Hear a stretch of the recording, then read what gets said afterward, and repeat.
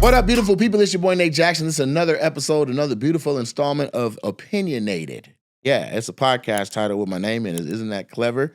I'm happy today because I'm with one of my guests. He has garnered millions and millions of views online. He's a social media household name, a social media, and he's doing stand-up. He's here this weekend headlining the Super Funny Comedy Club here in Tacoma, Washington, and we've been having a ball. To my left, Malik B. Thank you so much for having me. I don't know, every podcast I'm on, I got to clap for myself. Nigga, I needed to know we were both clapping. But so I joined in. I caught you by about the third clap. Yeah. I was like, oh, he's okay.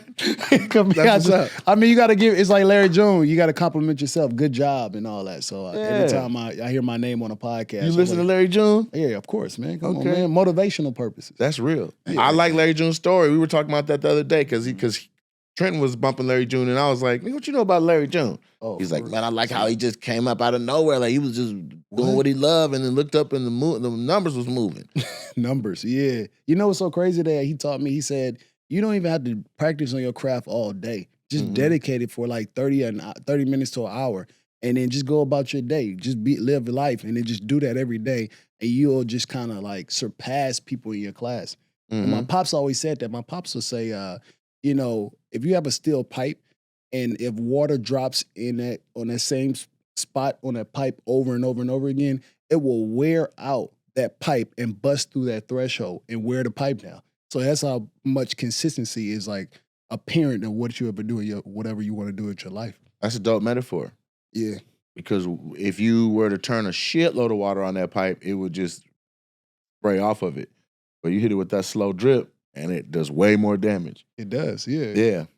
That's beautiful. That was dope. Yeah, I'm sorry. But yeah, thank you so much for having me. You got a dad? I got a dad. Grew up with him. Tell me about your dad. My dad, cool as hell. He was in my life. That's why Well, first, what are you? Where? Oh, how you doing? My bad. I apologize. Yeah. No, what are you? I'm black. Just black? Yeah, just black, yeah. But your name sounds like it is some sort of exotic nigga. Oh, so a lot of people think it's Malik, M-A-L-I-K. Yes. But my mom and pops named me Malik because my pops is he's a Muslim. I grew up in a mosque in Hawaii. Okay. And Malik means king in Arabic. Okay. So I used to hate like how growing up people would call me Malik and they'd confuse my name and I get mad at my parents. And then I got older, your name means everything about you. So I am a king. So I try to embrace it. So when people say Malik, I'm like, nah, it's Malik. You don't know. Because if you say Malik, I don't know what Malik means. You know? It means king as well. But wait, no, it does not. You just made that up, smaller bro. king. You just it's not, and it's not Prince. It's just a smaller king. Yeah, I was about to say a prince or something. You're a king of your kingdom isn't as big as the other. As Malik has a big kingdom. Okay, got you. Yeah, watch. I'll pull it up for you right now. The meaning of Malik, which okay, go ahead. Maybe you should have looked that up. No. It means king or ruler. Yeah. M-A-L-I-K. So Malik or Malik. Either way, the pronunciation, it still means king. Okay, well, go ahead, man. So you shouldn't be as mad. Well, Malik kind of sounds a little different. I think no, hold on. You're looking at it as M-A-L-I-K. Type in American meaning. So you're looking at it from the you went on Google, correct? Islam, yes. Yeah. Okay. So type in American meaning. Okay, let me type it in. Because Malik is not an Arabic word. In English. Yeah. In English, Malik is a male given name of Arabic origin, meaning king or lord. Oh, okay. Shout out to all the Maliks. Yeah. Little kings. Yes. And so it says coming from the Arabic name Malik, M-A-L-E-E-K. So in reality, Malik means king and ruler. No, because in Malik, let me find out what that means. No, Malik, because if in the Arabic... No, because they put two E's so that phonetically I would say Malik. So let me just type up Malik. Okay. And see what that means. The name Malik, primarily of Arabic or Persian, means king or ruler. It's a variant of the name Malik, which also shares the same meaning. Well, in the Arabic prayer, and when the Arabs are praying, they say Malik in that prayer, not Malik. So Amalek. wait, say that again? Amalek. Brother, I don't think that's in a prayer at all. That's what it says right here. It says Amalek? No, Amalek. AL space ML. Okay. Yeah. Okay. All right. Well. Yeah. Like there's one that says Al Muwatta Imam Malik. Of Imam Malik Ibn Anas, Arabic and English. There's a whole book by Al Muwatta of Imam Malik. Imam, yeah. Yes. Yeah. Yeah, I went to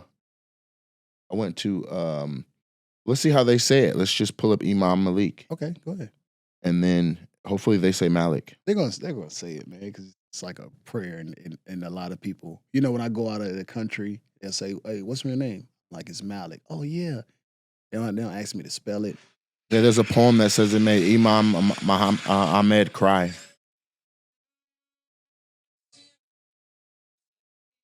I think you're gonna pass it up. That's my jam. No, so I gotta find one that says it. No, that's the prayer. That's the yeah. You know, it's business.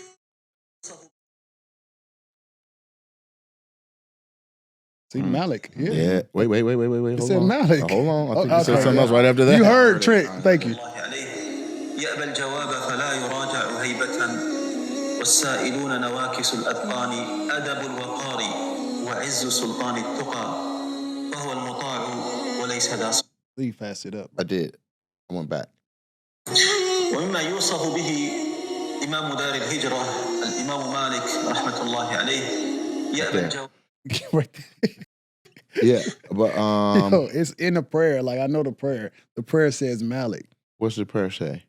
The prayer has my name in the prayer, so it's Malik. It's not ever going to say Malik.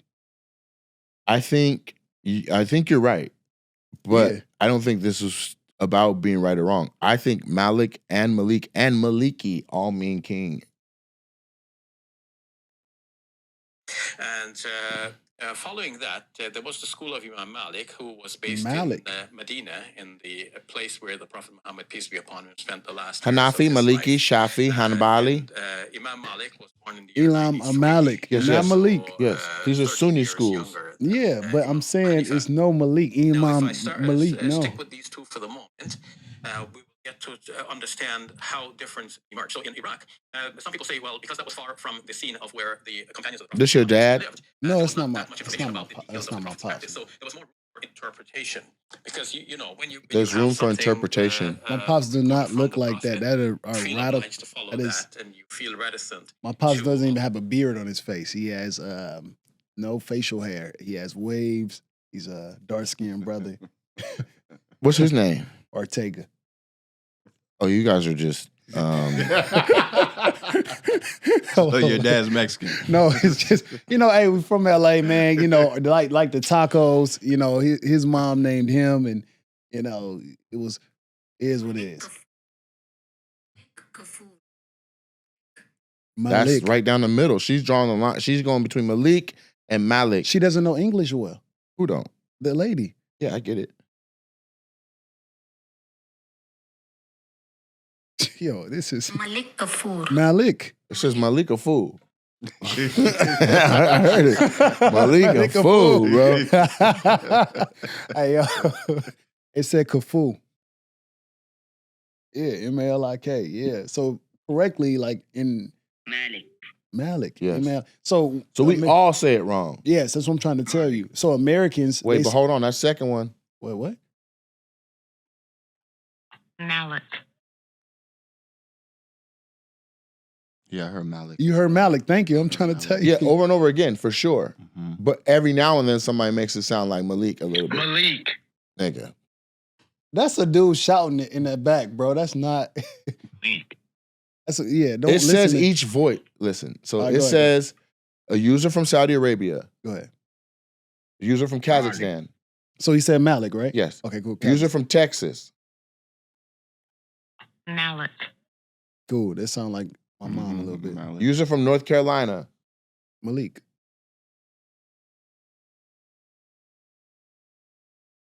Malik. Thank you. I expect someone from North Carolina. Hold on. Automated male, Malik. Malik. Automated female, Malik. Malik. Automated male, Malik. Australian, Malik. Yeah. Malik. Australian, Malik. People on, British. Yeah, people out of the Malik. country. And then it says, it depends on where you're at. But so they also, so automated male, So, LA, Ika. So they don't say your name Malik or Malik. They Yes, say they Ika. Hey, you know what's so crazy? You want to know how I got my name Malik B? Like, Because your last name starts with a B. Nah, so some bloods I used to box with, Mm-hmm. they didn't even know my last name or anything. They were like, hey, bro, like, are you cool as hell, Malik B?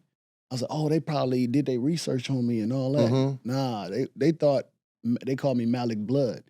I was like, hey, nah, I'm not Blood, but my name is start with a B. I was like, oh, that's dope that you called me that, Malik B. You had enough hands that they just made you blood in their mind? Yeah.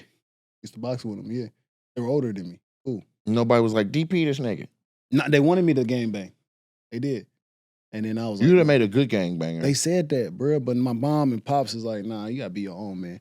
I was like, nah, gang banging ain't for me. I ain't really trying to do that. But they were cool though. Gang bangers they had the lifestyle, they had the women, the money, the cars, the brotherhood. It was like a frat, but it was just like, yeah, I'm not, trying to go to prison. And I wasn't smart enough to be a gangbanger. You do have to be intelligent. Yeah. Is that how they recruit you? It sounds like they recruiting you to play like D1 football or something like that. Well, Like, they thought I was gonna make it in boxing. So they were like, hey, let's just get him on the set right now so he can represent the set across America. Yeah. I was like, yeah, I'm not really trying to do all that right now. Yeah. Just be myself. Yeah. They Malik. let you opt out? Yeah, they do. Yeah. Yeah, because I have a friend of mine here. His son was like he called me like, man, can you come talk to my son, please? I'm like, when? He was like, I don't know what you're doing today, bro, but he won't listen to me, and he's about to become a Crip forever. And I was like, okay. Wow. Do you bang? He was like, no, we don't bang. And it's not that I'm not hating on that lifestyle, but I don't want my son to Crip. Yeah. And because I think too much of his time will be going into gangbanging when he could put it into cars or something else. And he owned, I'm trying not to bust dude out, but what his business was it something to do with cars. And his son was extremely good with cars. As a little kid, like I remember when I first went and met him, the kid was like 7. And he like rolled under the car and loosened up some shit and did an oil change at like 7. I was like, what the fuck? So now he's like 18, 19, 20. I think he's 24 now, which is a little old, but they were on his head. No, I would say he was 18. He's 18. And they're like, but opting out didn't sound like it was an opt. As I talked to him more and more, they're like, I guess he had already kind of put in some work. But this is what you do. You gotta just by rolling with his homies and some shit popped off. Yeah. And he was like, I'm not gonna get beat up, nigga. That was his whole thing. Like, nigga, I was fighting for myself, nigga. I didn't realize that I was fighting as a collective. Yeah, he was like, nigga, I was trying not to get knocked out, nigga. Like that's my whole thing was I was squabbling. Yeah, we won. No, he goes, I won, and looked around and we had all won, and then after that it was like, nigga, let's go celebrate, nigga. The little homie, nigga, that nigga held it down. Da, da, da. Yeah. So when I was talking to him, it wasn't necessarily you can get it wasn't. They already was like, nigga, we fuck with you. What you mean? What you mean you not going, nigga? We'll see you at the park tomorrow at noon, nigga, and you're getting DP. And if we don't see you tomorrow or the next day we see you, we're taking you to the park, nigga, and you're getting DP. Either way, you're getting DP, nigga. And I was like, are you sure this is what you want? He was like, at this point, fam, I don't think I have a choice. I was like, then you need to go somewhere for the summer, bro. You need to go to Hawaii or go with your mom or wherever, because she's out of state. Like, you need to just go cool off, let a few months pass. I grew up in Colorado Springs. Can you explain what DP mean? I was like, I can act like I know what it is. Get jumped in. Okay. I don't know what the acronym stands for. Okay. Do you? No. Direct my brain is like, nigga. I don't know what it means. I don't know. I'm over here like double penetrated. Yeah. Like, my first thought, because you hear deep. I heard DP'd all my life. On the set, bro. You know what I mean? You about to get you get DP'd on. You get DP'd off. No, that gang stuff ain't for me, boy. Yeah, you can get DP'd out of disciplinary actions too. Yeah, that's what I'm saying. So they'll like pick a time. Yeah, they'll be like, nigga, 2 minutes, nigga. You about to get DP'd, nigga. You gotta go out in the backyard or whatever, and it's you versus, and they'll say how many niggas, 7. And it's you versus 7 niggas, and you got to fight for 2 minutes straight. Man, And then it's like you keep And going. after you get up and eat, you know what I'm saying? But if you whoop everybody, they can be like, nigga, 7 more. Like the whole point is, yeah, you you gotta know. have some kind. They gotta inflict pain on you, and even if you want to like, hey, this is not for me anymore. I got a family, I got kids. They put me off the set. It was like, okay, cool. And then you still got to get DP'd out of the set. And I'm like, God damn, you just can't walk away. So You gotta come fight your way out. I'm gonna look it up. Yeah, bro. Are you trying to look at what DP stand for? Yeah. It says, depending on the context, it can mean a bunch of shit. But some potential meanings include disorderly person. No. Nah, I ain't banging stuff. No. Slang. Yeah, I don't know. Yeah, I always thought DP just meant It says just get put off. Yeah. DP will always depend on the specific situation and who is using the term. Man, that shit crazy for all y'all niggas that don't know what DP means. Don't mean no gay ass shit that y'all niggas think it is. It's discipline. Nigga, discipline. You fuck up. Oh, okay. Easy. You get discipline. You get beat. There you go. But yeah, that's true. Yeah. DP. But anyway, yeah, so growing up in LA, that was the first thing. We were talking about the hats, but that's who I am. It was Malik. My pop's from Inglewood. I'm from Inglewood. Yeah. And just grew up just surviving in LA. It's rare that somebody that's a content creator is like a LA born and then living in LA and maneuvering on the other side of the 110 type of thing. Like it's less than a handful of people. Like I know Big Ja, but Ja grew up in LA and then do college in like the Bay and shit, like Berkeley and stuff like that. So Ja is very California. He's a whole Cali. Yeah, for sure. Yeah. Ja, Minx, Ken Edwin, Scruncho, Screw. Sade, you know Sade? Yeah, Sade. Yeah, Sade. Sade's so goddamn fine. Shout out to Sade. She from Inglewood as well. Is she? Yeah, she from Yeah, Inglewood. she calls me all the time. Yeah, that's Sade. my nigga from when we were because you're I don't speak know highly you're of a me. different wave of sketch shooter. But when we were coming up in North Hollywood, like Jade was my roommate in NoHo. So I don't know if you ever shot at the house where you open the door and the kitchen's right to the bath. Yep. You seen that house? Yeah, I recently shot over there with him. Well, no, not that. Not. Oh no. That's his shoot house. Oh no. No, his apartment off Denny. So you would come in and go up, then you walk the little pathway, and then you turn to the right, and that's the door. And so when you open the door, you're literally standing in the kitchen, and then to the left is the living room and all the house. So kind of a similar floor plan to the shoot house, but the shoot house is much bigger in a real house. This was just like you open the door and you're looking at the refrigerator in the apartment. So if you go back in his sketches and look back, but that's our house. Like my room was at the end of the hallway. His room was the first room in the hallway. That's my frat brother. We go back since 2003. Damn. You know what I'm saying? And You and Barry Bureau. Barry's over there too. Yeah. Barry Chicago. Barry called me the other night from Chicago, laying in bed with a bonnet on. Just think, nigga, your special is amazing. I said, nigga, it is too late for you to be in bed with a bonnet. Nigga, stop playing. So we chopped it up. But yeah, it's rare to see that like the content creators that are from LA, like a lot of it feels like if you're shooting content in Chicago, everybody standing around is from Chicago. You shooting content in you say Seattle or whatever, like everybody standing around is from Seattle. But in LA, because so many people come there to chase their dreams, correct. The fact it's just rare. Yeah. You know what I'm saying? And I don't know how many comics are LA. I mean, Stevie.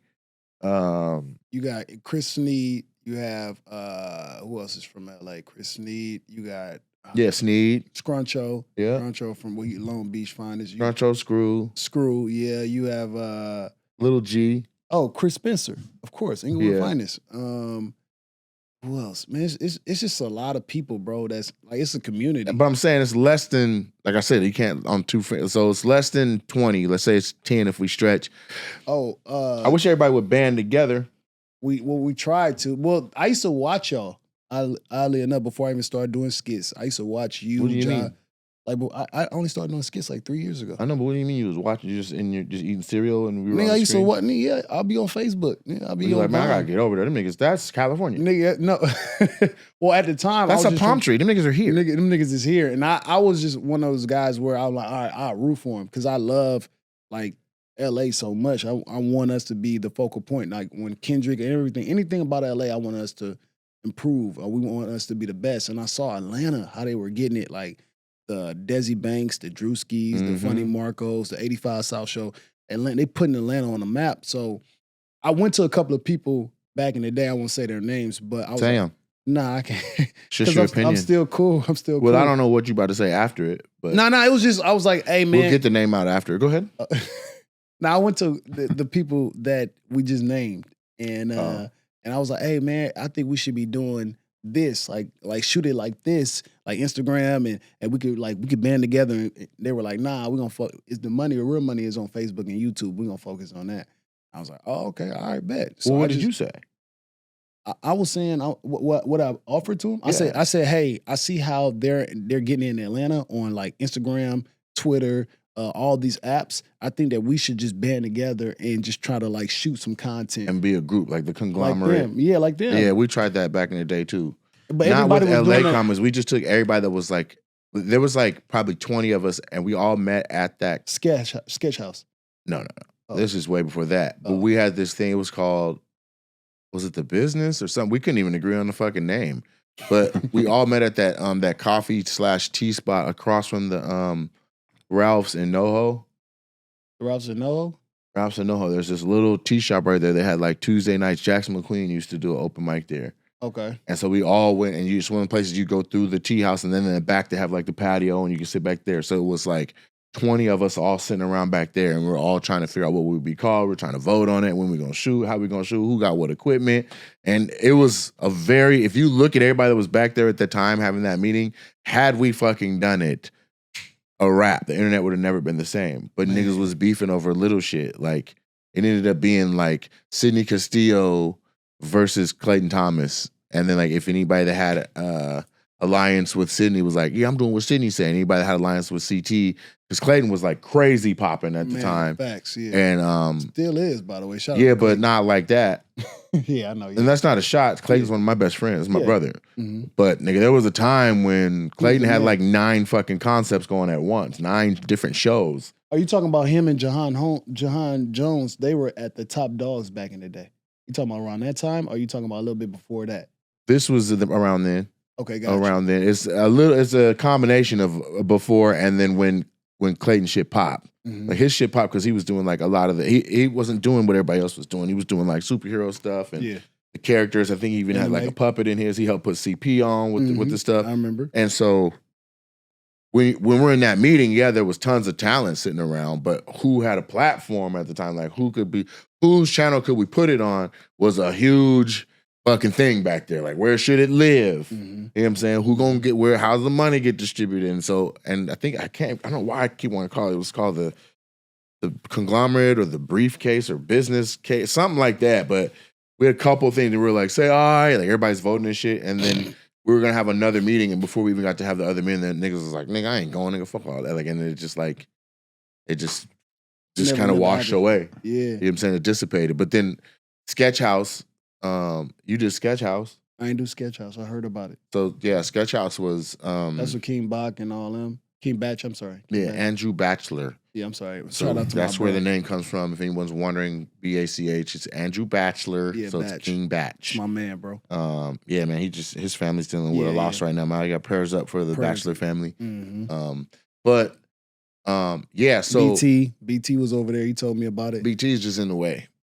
So BT was just in the way. And so Jahan Jones, Troy, LA. Listen. Okay, I'm sorry. You want the real shit? Bro, that's what here you go. They tell you, I heard so many different stories. So, bro, I'm just trying to say, all right. Everyone was there. Okay, gotcha. All right, go ahead. We can't act like they weren't all there.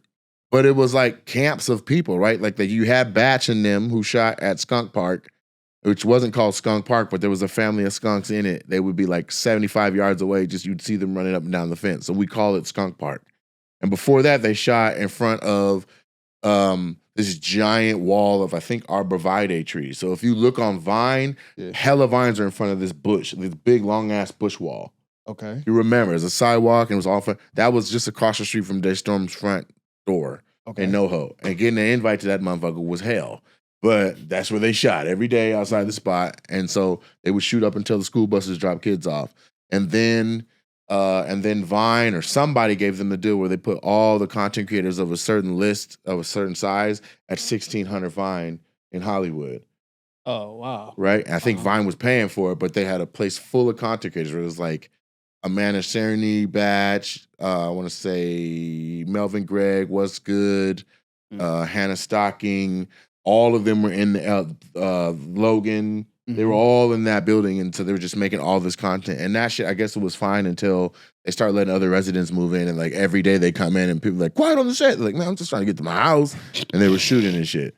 So Sketch House was Jahan's. Can't even hold you. And it was KP and Brandon's house.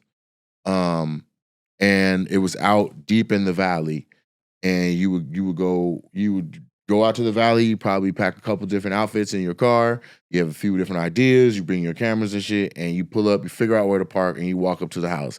And when you get into the Sketch House, it's already action. There's already niggas outside filming. You just might see a nigga run by with another nigga chasing them with a camera. just everyone is filming different shit. There's probably six or seven sketches going on at once. Yeah, I heard about And somebody's like, hey, yo, quiet on the set. And they get their take, and somebody go, quiet on the set. Somebody, hey, if you guys could keep it down, I'd appreciate it. And you go inside, somebody's shooting something where they need the refrigerator, and they're in there, no, open it different, nigga, open it different. Like it was a microcosm of explosion of creativity. And they had this, they didn't really have a dining room, but they had this little nook, and they had a big ass IKEA table that filled most of it, and then these benches. And when I say that, like, that little space was full of that, like, to get up, like, you would have to like slam the benches against the wall under the window to get up, and then you're still sliding and the table's scooting along, and then you finally get free and pop out. But when you get there, it's like that bench got 4 different bad bitches on it, and the other one got 2 or 3 of the homies, and then somebody shooting something on the couches right there, and then beyond that is somebody shooting back in the room. Deshay's got some sketch going, and then on the other side, because that's a bedroom, these niggas lived in these rooms.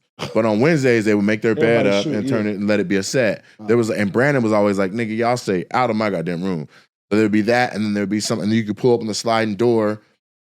So it went around like this in a square, and then so you walk in the front door, and then there's the kitchen. The kitchen is right here, and then that little seat thing, and there are 2 entrances. You go that way to sit down, or you go through the kitchen and sit down. And then if you were to pop out of that and go that way, there's like a little den, and there was no furniture in there. There was like a shoot around basketball game, but that got broke because some nigga tried to dunk on it. And then through there was a room. There was like a little closet thing, and then a room, and then that room led through to another room, and then there was the hallway, a bathroom, and then Brandon's room that was closed off, and then that's the full circle. In the middle of the square was their living room with a big L-shaped couch and a decent-sized TV. So for 4 years, half the content on the goddamn internet was in that house.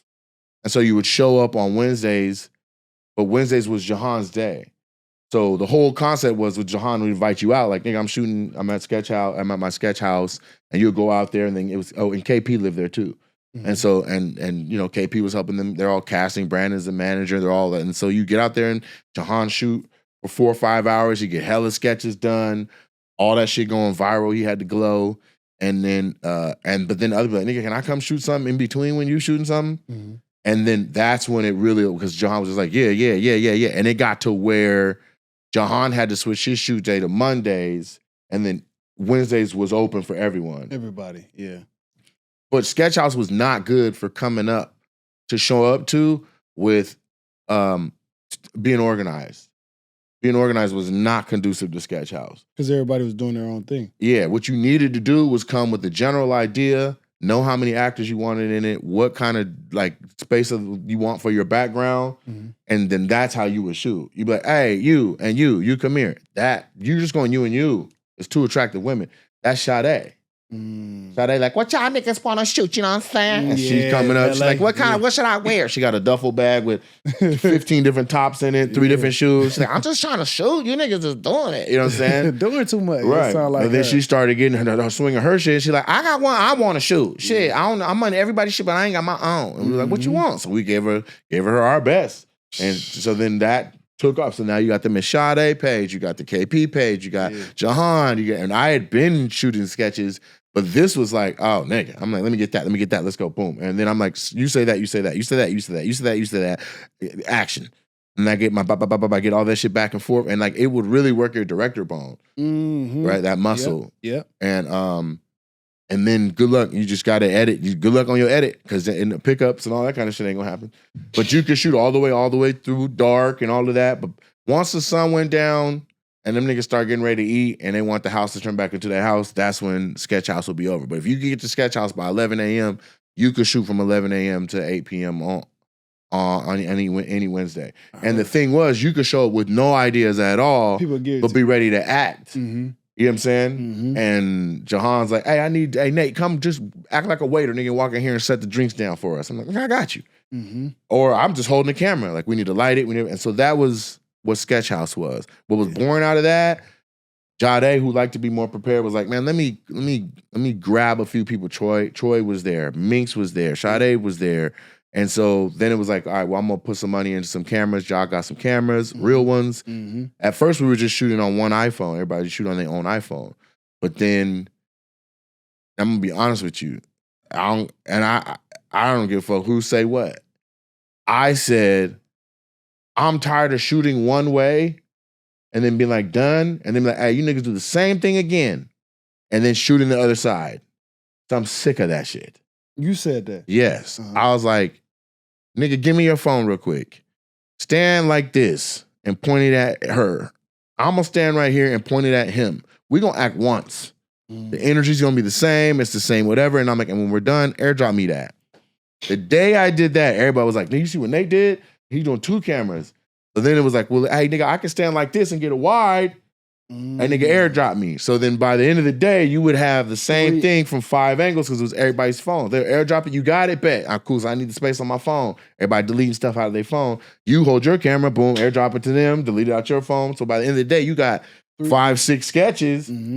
You're in 3, you shot your own, you got a piece of one, you're in another piece of one. And that's what made Sketch House dope, because if somebody was acting, they're acting. If you need somebody to hold a light right here or just hold the traffic right there until you hear a certain, when I say boing, nigga, like that's when they come in. So it's like, man, every time I see women, man, my dick be like boing, nigga, and then you move your hand and here come 3 bad bitches walking through, but nobody can see the bitches but the person that said it. So they're like, so you're like, is your dick hard? Like, they can't see them 3 bad bitches just walk through here. Like, and that would be the type of sketch, you know what I'm saying? Yeah, got you. Yeah. And so then we were like, nigga, we need to be a little bit more control. But now we're all connected. It's like, give me your number, give me this, give me that. Hey, I'm shooting something on Thursday. Come to my crib. And that's how you end up having your own shoot days. And then that's how everybody end up, coming up out of that. But people like Jade that had already went to film school and all that was like, this is too hectic for what I need done. But I can cast out of here. I can shoot here if I need to shoot here on my own time. I can this, I can that. And so John never really shot at Sketch House like that. But he would go and he would act, or he'd be there, he'd play a character. But like his Hood Hitman. Yeah, his the Hood Hitman. Tiberius, there it is. Yeah, he did like maybe 4 or 5. He's done 4 or 5 of them, but that first one he shot, like most of that stuff was outside, around, and in the streets around Sketch House. Wow. And he was just like putting on the Jamaican thing, and he'll come back in like, what did you just shoot in that? And then he put on the Dickie suit, and then he'll come back. And then you look up online, he's like, yo, what up? I'm Tiberius. I do costumes, I do bink outs, I do blah blah. You know what I'm saying? Got you. And we just go down the street at the end, find the fence, and the whole neighborhood was just kind of with it because we weren't really doing nothing, and we were there during the day. So that was the microcosm that was Sketch House, and what was born out of that. People who already had talent, who were already shooting sketches, but this just made it so we could all come to the same spot. It just grew too much because every week somebody was like, hey, my homegirl want to come. Is that cool? And like, yeah. And you look up, nigga, there's nowhere to sit now. There's nowhere to stand now. Nigga, somebody camera missing. We like, hold up, nigga. Oh, like, nigga, still, yeah. Just when you have 30 niggas in the house and you don't know who's from where and who's what and whatever, and you couldn't park no more. Now you got to park 2 streets over when it was just, you could pull up to the house at one point. Yeah. So that's when Jahan was like, let me just get Mondays. It's quieter. And then it got to the point where the Sketch House guys were like, nigga, we live here though. Yeah. Like, at what point is it our house? Yeah, yeah. But they knew the power of what it was. And that's why I give a shout out to Brandon KP and I think Brandon's sister, because they all lived there and they were like, listen, this shit going crazy. Yeah. And then Jahan started throwing live events, and then the live events would be fucking popping. He like, nigga, this is all from us fucking with our phones. 5,000 niggas tried to get into Jahan's birthday party in Hollywood, and we were like, wait, this nigga got movement for real. He got motion, yeah. Yeah. Yeah. Shout out to the OG. Nah, Who's the OG? You. Hilarious. But shout out to Sade. Sade was the first person to put me on in that aspect of content. Like, I wasn't even thinking about content. I look at it as babies. Okay. Somebody goddamn internet baby. Yeah, for real. It's from your first invite.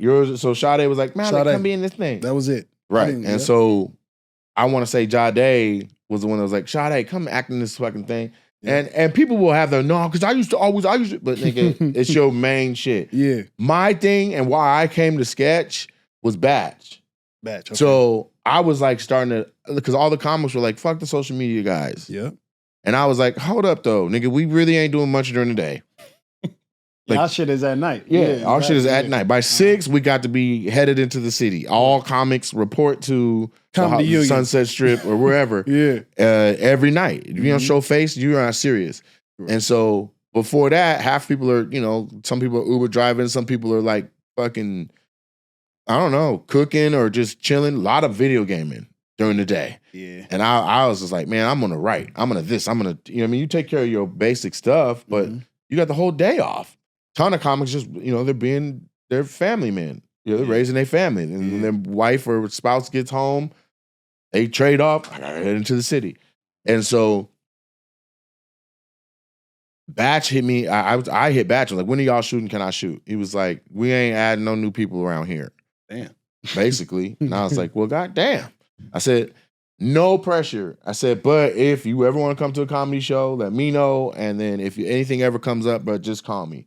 And then he was like, yeah, all right, bet. And that's all I said, because a lot of people were like pressing them. A lot of people were like, they would look at the videos and if you watched enough videos, you could piece together where they were in North Hollywood. Yeah. And then there'd literally be like people hanging out in cars at their shoot location and popping out and being like, hey, yo, can we shoot? Can we shoot something? Damn. Like that kind of shit was happening. Damn. And so that's why they moved from outside on the street to Skunk Park and all, you know what I mean? And so Batch hit me and was like, man, I got this thing I want you to do. And I was like, what do you want me to do? And he was like, I'm going to be a cop. You're going to take off running and you're going to be running as fast as you can. And I'm going to catch you basically speed walking. Like, where you going, fat nigga? Oh, got you. And I was like, that is crazy that's what you call me for my first fucking thing. And then we did it, and Batch was like, nigga, you're fast, though. Like, he was like, I'm going to really have to run. So Batch ran D1 track and field at Florida State University. He was the Florida Seminole. Okay. Batch is fast as a motherfucker. I mean, he in that new movie, shout out to Jesse. And so now he's playing Jesse Owens. So it wasn't a stretch to be like, this nigga got probably a 4.340 to do it. But he's a sprinter. And so we did the sketch, and it was a trip to watch because after we shot, all I had to do was run a couple times. Yeah. And then he shot it at Daystorm and like do that whipping shit that we were doing on Vine all the time. He would like whip the camera. They were the only ones doing that. Like he would get a scene and then whip away from it. And then the next one start with him whipping into it. So then it looked like all of that was in camera. And so he did a couple whip shots or whatever. And then we ran. And then I went down and was like, yeah, let me hold a light or something for the next sketch. Because I was like, I'm done, but I'll hang with y'all for the I'm trying to befriend everybody. Yeah, got you. And so I stayed out there for another 3-4 hours or whatever. But I just remember at one point, like Batch was sitting down, he was sitting out of the way on the curb, and he was just sitting there and he was cutting on his phone. And he was on iMovie, the original iMovie, the free one, and was cutting or whatever. And then he posted it. And then my phone the ringer was on. All of them ringer be off. They already know the notifications is crazy. Yeah. Mine was on, notifications still on, like regular nigga phone. Yeah. And my phone was like, scoodle, scoodle, scoodle, scoodle, scoodle, scoodle, scoodle, scoodle, scoodle, scoodle, yeah, just cooking, and I took it out and looked at it, and it was like, and my phone just went and cut off. And I said, what the fuck? Wait, hold on. Your phone died? So then I turned it back, it glitched the fuck out. Nigga, the notifications was so crazy. And then I turned it back on, and they're like, nigga, you gotta turn on notifications. So I go into settings, turn notifications off, and now I can do shit on my phone. And they're like, and I said, what the fuck happened? And Batch was like, nigga, I posted it. It went on Vine and Instagram at the same time.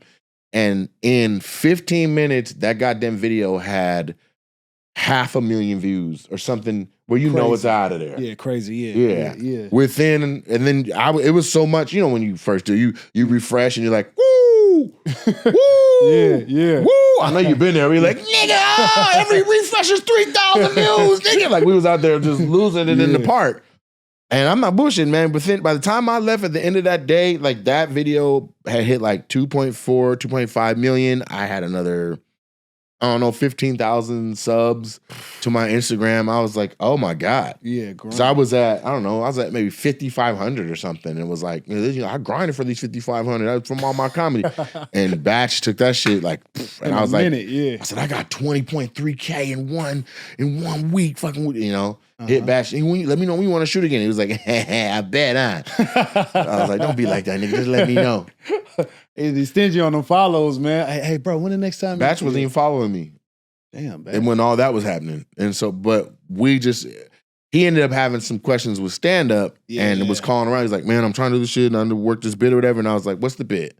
And I gave him, whatever I gave him he was like, nigga, that brings it all together. And I'm like, bet. And I'm like, hey, man, just keep me in mind if you ever need to shoot something. And then Batch will call again. Boom, that turned into something. Then Cynthia Luciette called me to do something. Then Leanne V called me to do something. Then Day Storm called me to do something. Then now we're in the mix. Yeah. I'm like, bet. But I never had nothing of my own. And if I was like, man, Batch, I don't think niggas are going to act in my shit. Mm-hmm. So he was like, who gives a fuck? Just keep being in ours. So I started making my own content, literally just talking to the camera, like, hey, you know what I'm saying? Whatever, just anything. I'll post that in between the other stuff. And by then, I was going out to gig at night, and comics were like, seeing you go viral with them. Nigga, you're a social media nigga now, huh? Yeah. That's the real of it. And I didn't want to have you on my show to talk the whole fucking time. But that's people need to know that path. They need to know like why when my special came out, I went to the internet and said, if I've ever helped you, content creators, if I've ever helped you, share my shit on your wall for 2 hours. And ain't nobody, people don't play about their wall. No, nigga. But for that day, nigga, you could go like that and it was all my special. Yeah. And it was a trip to see if anybody saw that from the outside looking, it's like, that nigga work with all these people? Yeah, bro. And that's what it comes from. So Sade calls you. And does she got the apartment now with all them cats in it? Yeah, she still got it. It was just two, Reese's and Trixie. Okay. Yeah. She called. Well, I was doing content on my own, but I like I said, I was doing stand-up. And you know what, in this story, you know who you kind of reminded me of when King Batch said he needed to figure out the bit to help it all tie together? The late, great David Arnold. Because I took his class, and I remember King Bach took his class. And he was saying, I'm about to get on this social media shit. Because all the OG comics, like you said, was against it. And he started cooking, and he was funny, and it's kind of like he was blowing up with the videos. And come on, David. David Arnold. Yeah, Batch was in his ear, and so David Arnold, as wild as it is a Batch baby. He's a Batch baby. I'm a Batch baby. Yep, Batch. Yeah, I ain't even gonna hold you. I'm a Batch baby. And I don't know if, and like, so there's like Splack, who was through Batch, because they were both from Florida. And then I would consider Daystorm to be one of Batch's OGs, though. And then I don't know who's after Daystorm. In my opinion, Daystorm Power might be the granddaddy of all the shit on the urban side of the internet. He said that. Well, you know what's so crazy how I met all of them at once? I didn't meet King Bach. I keep saying Bach. King Batch I didn't meet him at all. We just follow each other on social media. But I'll tell you how I met Daystorm, Dom, Leanne V, and it was another girl. They're all at once. This guy had a mansion. I'm talking about a mansion in Santa Clarita. And he needed entertainment for whatever they're gathering. So he was like, I need a comic. And my homeboy Concrete said, I can't do it because it's like Mexican. Yeah. Shout out to Los Burritos Comedy Tour. They were just here a month ago. Okay, cool. Shout out. So Concrete, all my boys, I open up for him when I'm in LA or whatever, right? So he called me. He said, hey, yo, I can't do it because it's Mexican night at the Laugh Factory with Mario Lopez. He said, bro, it's a private event. He gonna pay you great. Just go there and do it for me. And it's just a couple people. It's probably like 80 people. I said, 80 people in the house? Hell yeah. I knock on the door. The guy lets me in. I'm seeing all the people, Daystorm, all. I'm like, what's up, bro? I'm Malik. What's up, I'm Malik? What's up, I'm Malik? The guy goes, hey, bro. Malik? He goes, like, who are you? He goes, who are you? Yeah. I was like, bro, no, you hired me. I talked to you on the phone this morning. He's like, oh, I didn't know. I was like, yeah, my name Malik, but he was checking like, who are you in this crib? Yeah, he was like, I thought you was one of like, oh, okay. day store. I'm like, nah, bro, I'm not. I don't know Dom. I don't know Leanne V. I don't know any of these people. So I was like, bro, we talked to you earlier on the phone. He said, yeah, oh, my bad. And I was like, I thought I was in the wrong house because it's not 80 people, it's 8 people. He was like, yeah, no, I said 8. I was like, damn, I gotta do stand up in front of 8 people. Just 8. And I was like, nah, we're gonna have a good time. So I had Daystorm say he used to do stand up, but before he got to the music and all that. So I said, bro, just he goes back every now and then to try it, but he has to actually work that shit. Like I saw him do a show at the Ha where we all went down there. He's like, I'm gonna try it again. I'm gonna go, and it was ass. And then I was like, man, let me just help you, please, nigga. I have my finger tapped on the heartbeat pulse. of comedy. Yeah, let me help you. And they tried a couple more times, but that's when they were all fucking. Like they needed a stage to hit. Yeah, that wasn't publicly. So they went to the Ha. Yeah, on like a Wednesday, randomly signed up, paid $5, and they all just went in a row. No. They come in, the crowd's like, hey, is that? Like they know him from the internet. Yeah. But it'd be different if they're like, yo, tonight, Andrew Bachelor's gonna be working out material. Like at a point, like that nigga would have had a line all the way down to the car dealerships. For real? What? To see Batch do anything? Absolutely. Damn. It's so crazy how, like we were just talking earlier off of the podcast, it's like the nuances, how you gotta move with the internet. Now everything is long form as far as like Twitching and YouTube and everything like that. And just to appeal and make sure you're staying relevant throughout this whole time is just crazy. You got to move with the internet. Got to. You got to adjust. And not to say they fell off or anything, but I remember when you said it's a line down the block to go see Batch. I was like, what? Nowadays, I mean, he probably can still pull that motion and that traction, but no, I know so many other people, like shout out to Mojo Brooks and all these other people that have a line out there. And you weren't even thinking about him at all, bro. I remember he was grinding. I watched him on YouTube during quarantine. Mojo. Yeah. Yeah, me and Mojo just were in Montreal together for Variety's Top 10 Comics. Oh, yeah, I saw that. Congrats again. Hey, that was long overdue. But hold on, how did you feel about that? Because I feel like you already got a special. You already selling out tours. Did you feel like you are Top 10 Comics to watch, or because people have been watching you? Did anybody ask you a question? Yeah, but I feel like this is essentially what it is. Like I've got a whole career where I've created entire lanes and everything for myself. So everything where anybody has seen me or seen traction of me is because the shit that I thought of, brought to fruition, built around, and did that my own IP. Variety Top 10 is saying this person has opportunities lined up that you will see high visibility of them. And this is someone you should be wanting to watch. And that's from the industry side of the game.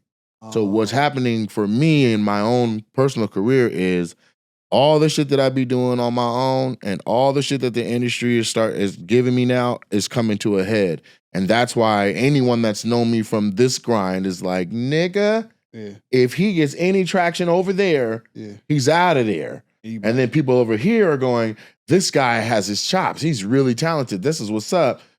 Oh, he got something else going on over here. But now it's starting to be this meshing of the worlds where some people know me from this, some people know me from that, some people know me from this, some people know me from that. Now they're like, that's all the same nigga. Yeah. And that's generally what's going on. Hey, that moment, how did it feel in that moment just knowing like, okay, you've been grinding all over here and then the industry is coming and y'all just meshing together? I mean, people dream for that. And then you finally got that moment. How did you feel? We're in it right now. I mean, literally, how long ago was Montreal? 2 weeks? 3 weeks. 3 weeks ago when I was like, okay, cool. So half the people in the room are like, who's that? How come everybody's checking in with him? And the other people are like, Nate, about time. Yeah. Comedy club owners and bookers and all agents are like, fucking duh. Yeah. The curators of talent at Variety or the curators of talent at JFL are like, oh, okay. Yeah, okay. He told us he was good at this. And then you see it and they're like, oh, okay, that makes sense. Got you. Okay, got you. You see what I'm saying? Yeah. I've been had it like I did Netflix as a joke. I didn't do Netflix as a joke, actually, 2 years ago when they came to town. Because they didn't put me on no shows. They weren't willing to give me my own show. They weren't willing to put me on a show. They're nothing real, like festival based. If you remember, they just put that box outside of every fucking show. That wasn't real. but there were real shows. I know, I got you. So they had their festival, and then it was like off festival programming. So that's how Chocolate Sundays gets a box outside of the Laugh Factory. Yeah. But when Netflix is a Joke presents these comics, that was on say Thursday night or something. That's a real show. Yeah, well, I couldn't get no burn like that, and I had an offer to do something out of town, and I was like, I'm leaving. Whereas every other comic was like, nigga, I just got to get to LA because this Netflix. I was like, fuck this. If they're not going to do right by me, I'm gone. And I left. And I got up out of there. But on the Sunday I was done, I came back and it was the rap party at the Comedy Store. I remember that, yeah. And you had to, whatever. Wristband, So I hit my manager, like, I'm going to stop by for that. And my manager was like, all right, let me make sure that they know you're coming, whatever. And we get there and they do the whole rigmarole at security and then they let me in. When I get back there, it's all the festival, all the comics coming. Rail, Leslie, Tiffany. Those are the blacks, right? Gerard's back there. Yeah. Then there's a ton. Jeff Ross is back there, and Santino and Bobby Lee. Yeah. And that's just like the comics I seen in one corner. It's pandemonium outside. Correct. With friends, family, agents, managers, and all that. And so, but I came in so late in the party that like everybody knew where, everybody had already seen where, everybody had already done the hello hi part. Now everybody's on a drink and talking and shit. But I came in, the music was playing, and right when I walked in, like Tone Bell was like, "Oh, this nigga Tone drunk. This nigga Nate Jackson's in this bit. Hey, yo, everybody, nigga, this nigga's hilarious, right?" Yeah. People are like, oh, and then I see a couple other people, and they're like, Nate, what up? I'm like, what up, baby? Like, nigga, what'd you do in the festival? I was like, I didn't, bro. I just landed. Like, what? So I'll go from that to over, and Lil Rel is like, oh, man, what's up, fool? And we dap it up. Leslie's like, what's up, baby? We get a big old hug. After a couple interactions, out of the corner of my eye, I've spotted where my manager is, and he's talking to some other, like, the execs or whatever, and they're like, oh, who's that? Zach's like, oh, that's my client, Nate. And like, how the fuck does he know everybody? Like, and I didn't know that's what they were talking about till after. All I heard was, you know what I'm saying? Mm-hmm. Zach tells me, I'm like, yeah, like, dude, when you came in, it was like an eagle had entered a chicken, like everybody kind of made a way for you and all that, and everybody knew you. Well, I'm like, I own a comedy club and have for 5 years, and before that, for 8 years before that, I produced a show. I don't just know these people. I have paid these people and helped them feed their families, and we've bonded, and we got friendships, and we got relationships, and some of us even have done real business together. Yes, Netflix don't know that. Netflix goes, oh, no, we don't have anything for him. But when I walk in, they're like, how the fuck does Leslie Jones know him? Yeah. We passed on him. Uh-huh. How the fuck is Little Rel? Why is Tiffany Haddish jumping up and down to meet him? And that was a real thing that happened. No, that turned into the dude being like, you want to go? Let's go kayaking.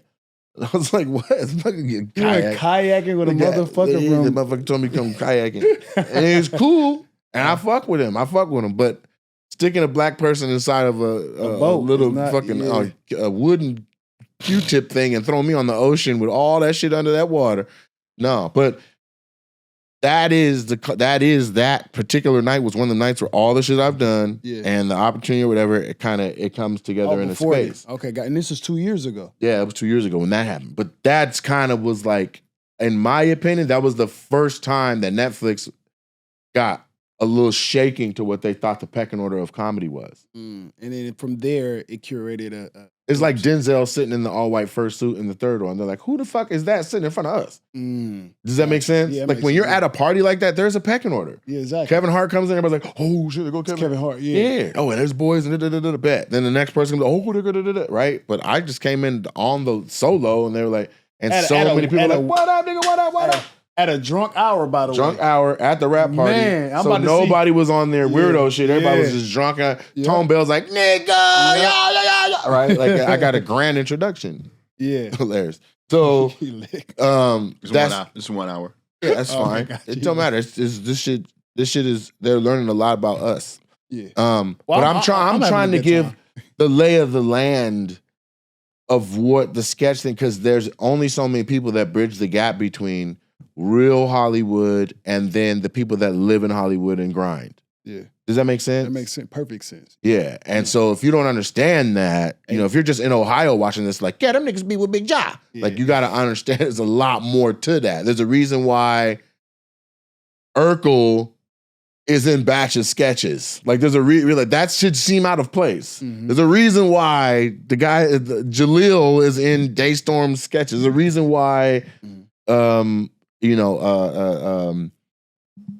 Brescia Webb was in sketch. Shout out. There's a reason why Quinta Brunson was from sketch and then boom over into Abbott Elementary. There's it's not crazy to go from this side to this side and that shit work. Mm-hmm. But there's been enough times where this side has seen that and been like, let's get a couple of them and just see, and it don't pan out. Correct. And when somebody's over ready because it's just been just fucking on grizzly mode on this side, and then you throw a grizzly a crumb, you think they can't handle the crumb? Come on, man. I've been looking for food. You see what I'm saying? I've been looking for food all the years. I am capable of eating way more than what y'all giving me right now. Exactly. I got a question for Malik. Yeah. Because I was.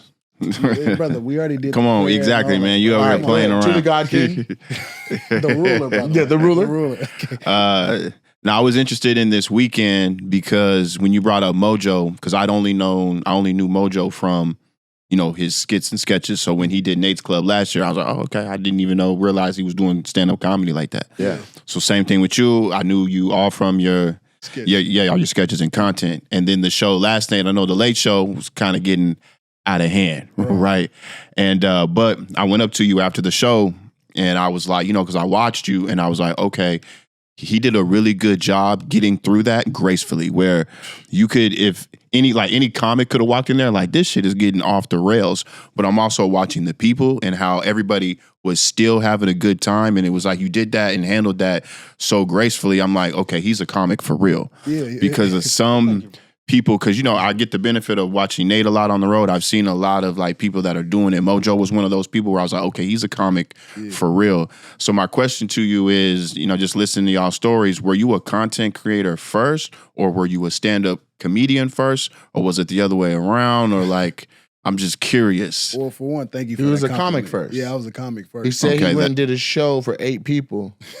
And they were content creators, and then they all worked together. If I could, I would just love to hear from Malik on this one. If that was, thank you. Yeah, Thank you. cut All right, that cool. part out. Yeah. Cut that part out. Nigga, this shit says opinionated. I know. Weird ass. His eyes Come got here bigger wearing some too. goddamn baby panties, and he don't know how to act. Hey, I'm tired of him cutting you off, Malik. I was like, hey, I appreciate you, bro. I thought I was answering you. Hey, no. Hey, hold on. It was funny because his eyes got bigger. I would like to hear from Malik, and he like, Right. Oh, passive aggressive ass nigga. Nate, shut the fuck up and talk. Let Malik talk. Like that's not already gonna be in the comments. shut the fuck up, Right. nigga. Yo, Trent, that was that for one, that crowd, shout out to the late crowd, but man, it was my fault. It was my fault. What And, was? the crowd yesterday? The reason why, I'm a nice guy. And Henry Coleman, y'all gotta, if you don't know Henry Coleman, he's a genius. He's a brilliant guy. He's a fucking nut. He's a fucking, I go on tour with him, G King. It's a great show, right? Henry Coleman told me one time, because I I love to meet people and I love to give people an opportunity. And last night I put on a guy who was from the Lakers, Jamal, tall guy. He said he does stand up. He was like, bro, I fuck with you. I would love to get you on. I'm like, yeah, just come to the Late Show. Mhm. I give you a guest spot. He didn't know what he was doing. And Trent has to follow that. So he has to pull himself out of the hole. And then once people see that and it's a late show, it's hard to get the audience back on your side. So it was my fault. No. I just want to take a spot. You featured. Nah, it was I switched it because it was Trent. Who hosted? it was Fred. It's on Fred. No, he went after. But Fred, hold on. Okay, so it was the host, Mm-hmm. then Jamal, Mm-hmm. then Fred, and then Who hosted? Fred. So Jamal went up cold? No. No, so listen. You don't know what you don't know what he did in his you don't know. See, 5 minutes. Yeah, and honestly, bro, I apologize. But let me just say what Henry Coleman said. Henry Coleman said, bro, you're a nice guy. Because I do this in San Diego. Like, I have a heart, right? Because I know, like this is how I got on. When I got in the game, I go to headliners like, hey, bro, if you got some time, I would love to get on. And the worst thing they could do is say no. Guy Torrey told me that. So I was like, all right, bet. I'm just ask. So I always try to pay the way. I'm like, all right, bet, get 5 minutes. But Henry Coleman said these people pay their hard-earned money to see a great show. Don't do that. He said back then, if you just started comedy, you couldn't even get on a Friday and Saturday show at a main act club. You do that shit on a Thursday or do that shit on a Sunday. You don't do that on a Friday and Saturday show. You just letting anybody on because you're a nice guy. Mm-hmm. You don't think about the flow of the show. So say, for instance, like Henry Coleman will host and he'll get him hee-ha-ha, and then I'll put up a guy who been doing stand-up for, not even doing a nigga bomb, and he got to work that back up. Then he's Henry. Yeah. And then G King comes out there, and he sets me up. Then it's a good show. But that little dip of the show, because a lot of people think I'm a skit comedian, right? So just hear me out. So they think I'm a skit comedian. So they're looking at the show like, man, is this it? So if he's like that, then I know Malik is going to be like that. So they're already putting in their head like, all right, this shit about to be ass, right? So then they get out of the flow of laughing. I seen it, Nate. And Henry told me, he was like, bro, don't put everybody on the show. So when you said that last night, like we had a great show first, 7 o'clock. Fantastic. Yesterday, Friday's early and late show. Yeah, Dope. great. Put him on. It was kind of crazy. And for context, it wasn't like a normal bomb where somebody's telling jokes and nobody just was laughing. He literally sang. He treated it like a locker room. He was like, all right. He's like, y'all remember this one? We ready. And then, did that. We ready for y'all. We like, okay, needs to get the jokes. I don't think y'all up again. We're going to do it again. So he literally just did that for 3 minutes and was like, all right, well, y'all seem like y'all ready now. I've been Jamal. See ya. And I'm like, he just... No, wait. He asked the crowd, like, how y'all doing? How long y'all been together? That normal bullshit. So like a 5 minutes of like, what the fuck is this? So Fred I think he didn't do any time in between. He said, I just hate tall people. And then he brought up Trent. Okay. Okay, go ahead. I'm sorry. No, don't apologize. Oh, no, but I'm talking a lot because it's a part of both our lives. And the part of it before you started that you were like, I'm curious to know how all that was. Mm-hmm. So I'm talking a lot. Now, I'm getting all sensitive, man. Golly, I was kidding around. On that shit for a minute. Bro, I had a whole story and all. He was like, hold on, I'm gonna wait till this nigga finish talking. I'm gonna address this shit. I'm not gonna have any smut on my rep. Yo, this motherfucker. Now, yo, you petty, dog. When I said petty nigga. When I said it's on Fred, okay, go ahead. I meant that. I'm standing on that. The part that's on you is, you're in control of who's on your show. But you're mostly responsible for when you grab the mic and it's your set. That's what you were primarily, that's number one. Now, if you built the whole show out, then it's like, all right, everything from the user, from the customer's experience, parking, all the way for getting back to their car, you can mold that, which is what the theater tour is, the music playing, all that. But in general, a comedy club show, the host's job is to keep the room ready to laugh for the next comic. If the last comic blazed that bitch, lit it on fire, it's the host's job to come out and let that calm down. You wouldn't want to ride that wave? No, because everybody can't do that. And until you're into your headliners, nobody even has a surfboard to ride. They don't have that. They don't even know how. Yeah. So if that's called spiking a lineup. When somebody comes and rips that bitch off the hinges and they're early in the show, and then the feature's got 20 minutes to do that, like it went boop, boop. No, the host's job is to come out, keep it to a certain level of whatever. So as soon as a person spikes it, like that shit was off the chain, y'all give it over here. Man, I remember when I first met dude, man, he was so funny. Man, one more time for him, man, that's what's up. And then tell your own joke and bring it back down to here. Y'all ready for the next act? Now, let's say the next act comes out and they dip that bitch way down. Fred's immediate job after that is to come out and be like, that nigga was trash. God damn. Nobody was ready. No one was ready. I told him that, and he said he didn't want to hurt him. No, but that's Fred's comedy, not good enough to be talking like that. He's just saying shit he's heard me say. So you got to dig out that hole and get back to here and reset for the G King or for Trenton, right? And Trenton's going to rock and do his thing, which should be conducive for your thing. Right. If he kills, Fred should say a little bit. A little bit. Make sure y'all tip y'all wait staff. Y'all ready for the headline, right? If he don't, or if it's mid, or he's like, I got to get this thing off, he can tell another joke right in there. Or really, if he's just greedy, he can get another joke in right there and then be like, now y'all ready for your headliner. And then bring you out. And so when you come out, no matter what happened before you, the room is primed for you to go up.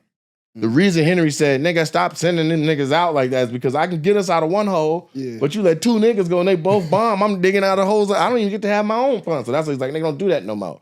But Henry got the chops. And Henry Coleman's a very veteran, established comic. When I won the Bay in 2010, Henry was in the finals with me. That's why I take him on I love when He's fucking crazy. That nigga said he won just to see if you would get shine off of it. All the other winners had to call him like, nigga, take that down. He said he won? Oh, yeah. He was like, nigga, the Bay was off the chain. Nigga, I beat everybody. I'm the winner. Boom. I literally was holding the trophy like, wait, what? Yeah, they didn't see it my way, but nigga, I know I won. Yo, okay, but wait. Me and Henry go way back, right? So if somebody, and any host would get that, Chris Spencer would get that, Ron would get that. Anybody that's a consummate host first is like, we got to set a tone for the night. You know what I'm saying? And for whatever reason, somebody bombed and ate baby dicks. Yeah. And then Fred came out and said, I don't like tall niggas, and brought Trenton right into that. Now, Trenton has to spend part of his set doing room maintenance. Am I right? Trent came out there like he let's get all everybody on the. You started your set off digging out of the hole that Jamal left because Fred didn't address it. Yeah. Right. So what you said you illustrated already, being like somebody bombed, Henry would fix it, then he would have it ready for G King. Correct. What happened last night was somebody bombed. Fred just said, I don't like tall niggas, bring up Trenton. Now Trenton's first 5 minutes is digging out of the hole that Jamal left. A show can have a nigga bomb on it. A show can have a nigga explode on it. Yeah. The point is the host needs to be well-versed enough to get that back to an energy where the room is reset for each act. That's what's fair. Every act should come out on high. Y'all ready? Yeah, more noise. Y'all give it up. Boom. There should not be funk residue left on the next few minutes of whatever's. Hold on. I got to tell you. So D-Ray, I did D-Ray, right? And Wonder Rays. You already know that room. And Mike Epps. I see Mike Epps outside. I was like, what up, Mike? What up, OG? Introduce myself, right? I'm like, hey, you going up? Because it was Deion Cole sold out, and it was Monday Ray. She was like, I'm going to get in one of these motherfuckers. I said, oh, okay, I'm on the bill as well. He was like, all right, cool. I'm going to see what you doing, youngin'. And the lineup was weird for Monday Rays. He had a girl, Mike Epps, then me, then Big Job, right? So he had 4 girls straight. Kelly Kells murdered. I'm talking about shook the room. Then I'm supposed to follow her. He bumps me for another girl. Now we got 5 girls, right? I'm like, all right, I'm next. Who we bump you for? What's my girl name from New York? Eva Evans. You know her? Mm-hmm. Okay. So she had to follow Kelly Kells, and she was like, all right, look, D-Ray better set the room because, you know, I'm not high energy like Kelly. I'm talking about shook the room. But she knows her energy. Yes. To say D-Ray better reset. D-Ray doesn't. D-Ray be like, the next motherfucker got hella credits. Give it up for this bitch. That nigga said D-Ray don't give a fuck. He did. Hey, look. So then Mike Epps. So then boom. I'm like, oh, I can follow that. Mike Epps. I'm talking about standing ovation before he gets. I'm talking about he did a clean 30. Clean 30. I'm talking about cooking. I'm like, D-Ray gonna set the mood for me. I was like, hey, D-Ray, I'm next. He was like, yeah, you have the pleasure of following Mike Epps. I said, oh, you for real? He was like, yeah. Brother Mike Epps, standing ovation. He was just on the side, like, don't even worry about it, man. Don't even. And I was like, he was like, bro, go out there and do your set. He not even getting laughs for real. You can follow that. And we said that, explosion. He kept saying that throughout the whole set. He's not even getting laughs for real. It ain't even that. I said, it's a fire, but it ain't that hot. So you can go in there, you can get that baby out of there, man. Nigga, backdraft. You're like, nigga, that's a house fire. It's a brush fire, bro. You can handle it. I'm like, nigga, do you hear what this nigga? One nigga threw up next to you. Nigga's the funniest nigga ever. I hope nobody got to follow this. Mike Epps going, he full day mode. Full day, bro. D-Ray knows I'm next. He goes, man, y'all love that? Okay, cool. I got another guy for y'all. Come on, welcome to the stage, Malik. I'm talking about no reset. People are still, I'm like, nigga. Yeah. But that's what he does and throw you, and he told you, like, hey, Lions Den. And you got to go out there and reset the room and kind of, I'm talking about You got out of there with a W? I got out of there with a W. But DJ Twin called me that night and he was like, hey, bro, that's how you fucking follow. That's how you follow. I did my thing because I was like, all right, you got to learn to reset. You just said something important. When it's your set, You got to cater. It's your time. It's not about anybody But else. you shouldn't have to, but you do. Also, D-Ray is just throwing all that shit to the wind because it's Mo Better Mondays and he don't give a fuck. He's like, let me just throw a couple little niggas out there. He literally likes doing it. To be like, let me get somebody that maybe shouldn't be in this spot and throw that motherfucker out there. Threw me the fuck up. He takes pleasure in that. Yeah. But, and the intros be so fucked up, you could tell that he enjoys it. Bro. This next person been on everything that's supposed to be on. Y'all give it up for whatever. This next nigga. Like, he might not even say your name. Bro, he'll just say, I'll give it up on the next count. I'm like, he's having, Mike Epps is destroying the room so much, he's talking to me on the side. Like, hey, man, don't even worry about it. He could follow that, man. I'm just raw, like you said. I'm like, and then you know how it's so loud, and he got to lean in more to talk. He's trying to talk. It's not even really feeling like that, nigga. This shit mean as a motherfucker. You got this, Malik. He said, think about don't even like you ride his wave. Don't even see what he's saying right here. Just pinpoint. I would say this, and I'm like, all right, cool. Segue off of one of the things that's killing right now. You got this, Malik. It's Malik. What? It's Malik. Yeah, whatever, nigga. Just go out there and do your shit. Did Mike stay back and watch your set? No, so this is what he did. So D-Ray said, I'm gonna bring you up first. Yeah. I'm gonna bring you up so fast. So I want you to say, hey, Mike, man, hey, bro, hey, good shit. Give me his credit. Hey, nigga, give me in one of the movies. Man, as soon as Mike got off, I saw him. I was like, hey, I'm about to go up next. He was like, all right, do your thing. And then some of the crowd went too. Yeah, nigga, did he walk the room? Bro, I got up at 11:30. Think about it. Yeah, so I'd have been like, hey, D-Ray, man, I'll see you tomorrow, man. I'm not going up no more. Like, I'm over that. I've done that enough that it's not happening twice. Yo. They're like, hey, nigga, the next comic coming up is... So what happened to me was extremely similar to that. Okay, except it was Coco Brown, and Coco is a beast. Mm-hmm. And, I mean, Coco's a beast. Like, you could... If anybody was like, who's the funniest females in comedy? If Coco name don't come up, I know they're not serious about comedy. Ooh. She's that funny. Yeah. And... They were like, Coco's not even feeling good, nigga. She just landed from Virginia. She's under the weather. And I was like, Coco, they just switched the lineup. And she was like, what they do to it, baby?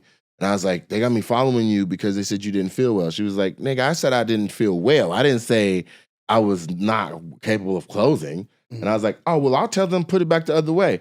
And she was like, babe, don't even worry about it. I'm not even tripping. And I was like, are you sure? She was like, just do your shit. I'll do my shit. It is what it is. Nigga, Coco gets 2 standing ovations during that same set. Oh, my God. 2. The first one is like a natural, organic closer where it was like, bah, like it hit, room's going fucking nuts. She comes out of that. She's like, twin, hit that shit.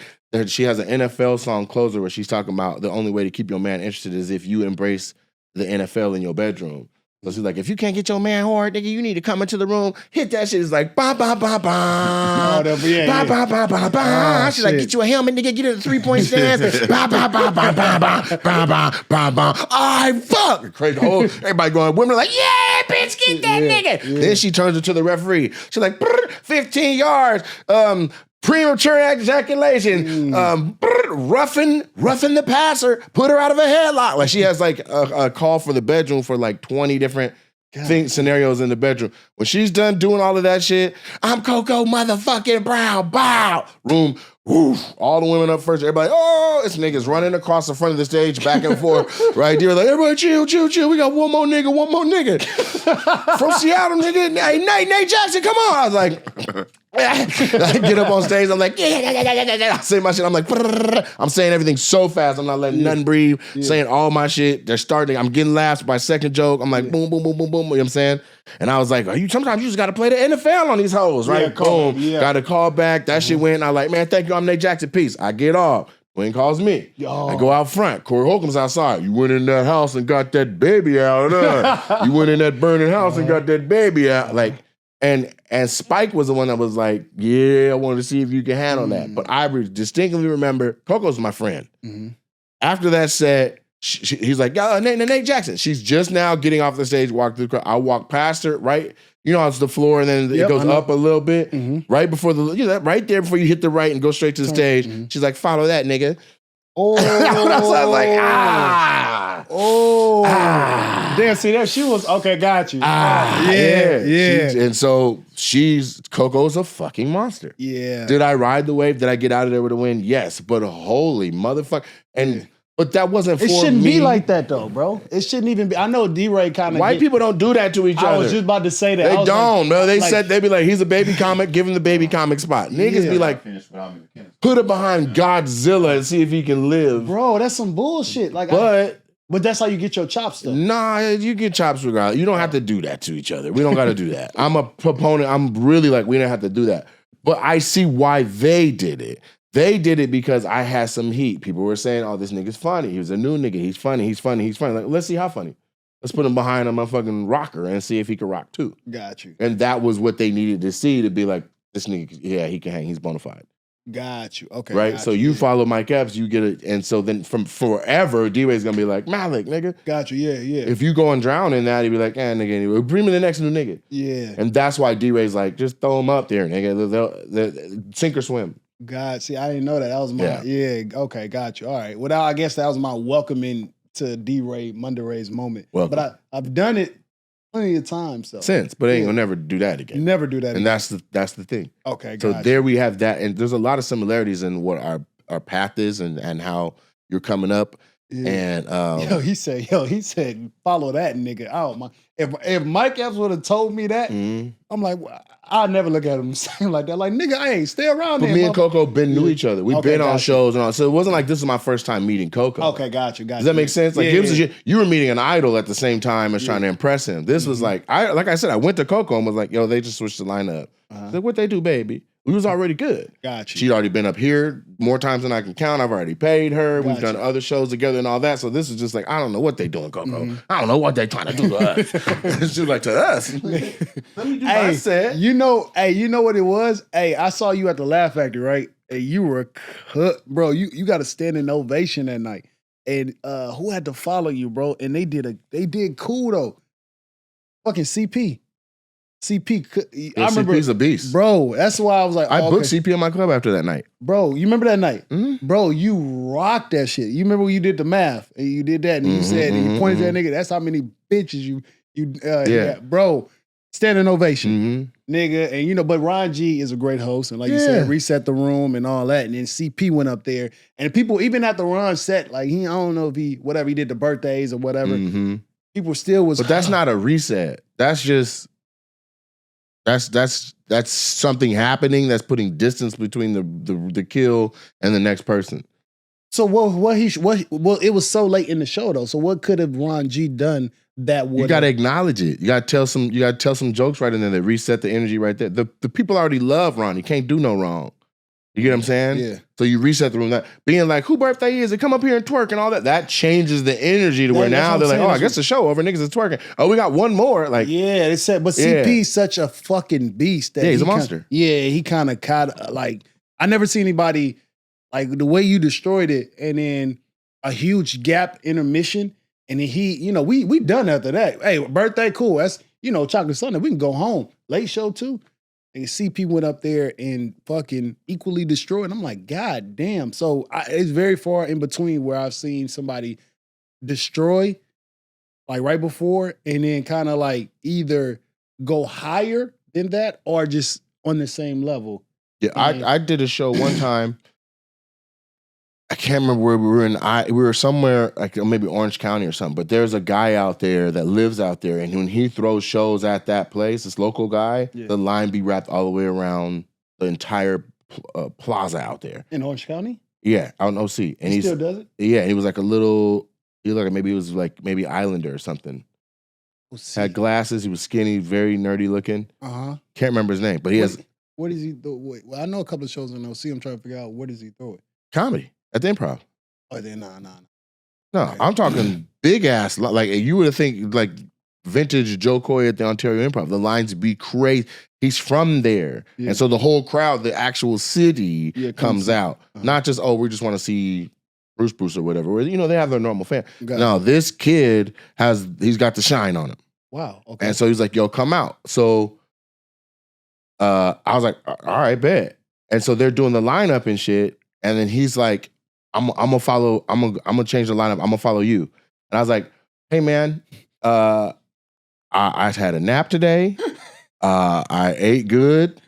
I'm feeling great. I'm feeling great. If I wasn't, I would tell you. I'd be like, yeah, I'll take this. I said, but You don't want to bring you don't want to do that. It's packed in here. I gotta represent my own brand. I'm gonna go nuts. Wait, hold on. I think I know who you're talking about. What's the name? You see a white guy?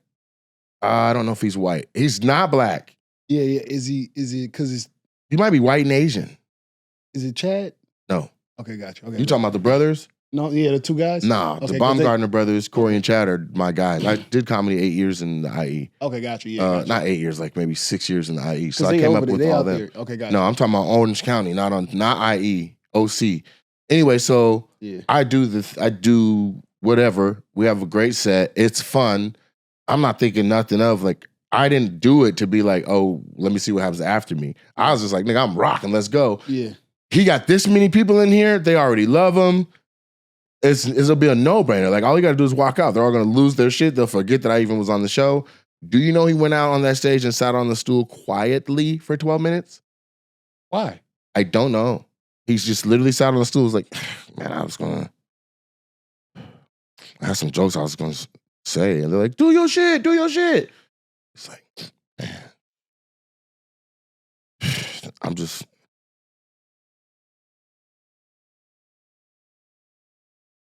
like 12 minutes. Bro, what the fuck? And then was like, I'm gonna just say a couple of, and then he started saying a couple of bits or whatever, and they were falling where he didn't present it, they're falling flat. And then the other comics on the show were like, see, Nate, you didn't have to go that hard. I was like, what do you mean? Nigga, I said don't have me go. Yeah. What do you? Wait, but it there for him, what was the lineup? He got to talk. The nigga didn't talk. Go out there and talk. Say something. Say anything. Hey, did they hear you say from the back? Hey, say something. No, I didn't have to. Nigga, the whole crowd, they were supporting him. Like his mom was like, come on, baby. Like people were like, just say that one joke. Like it was like he didn't know what to say.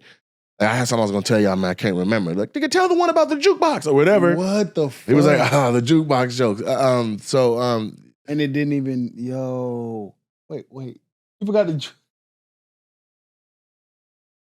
I can't remember his name. And if it comes to me, I'll think of it.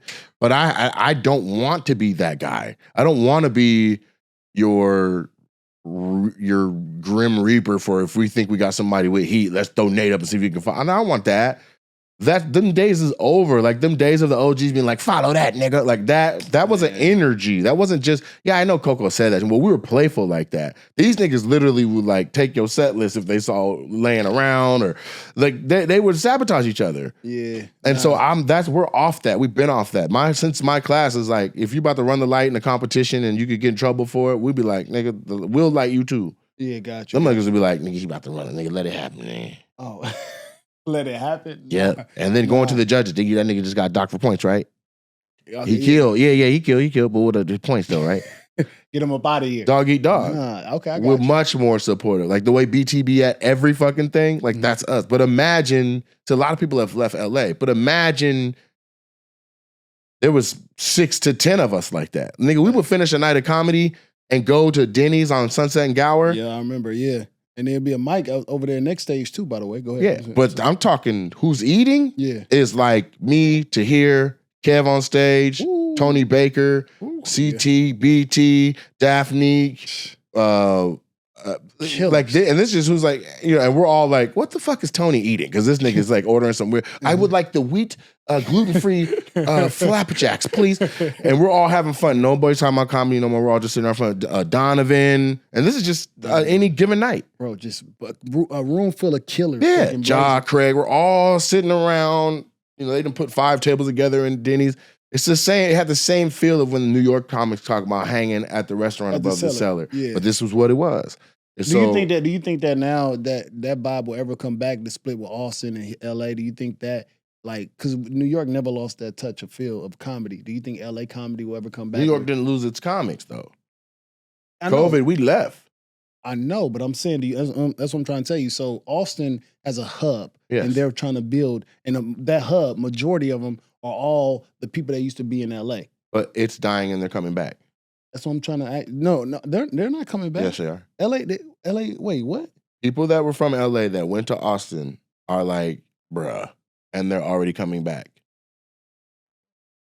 I don't know, bro. I think I'm seeing my man Ron Taylor still getting money out there. Darius Bennett, David Lucas. David don't live in Austin no more. Atlanta.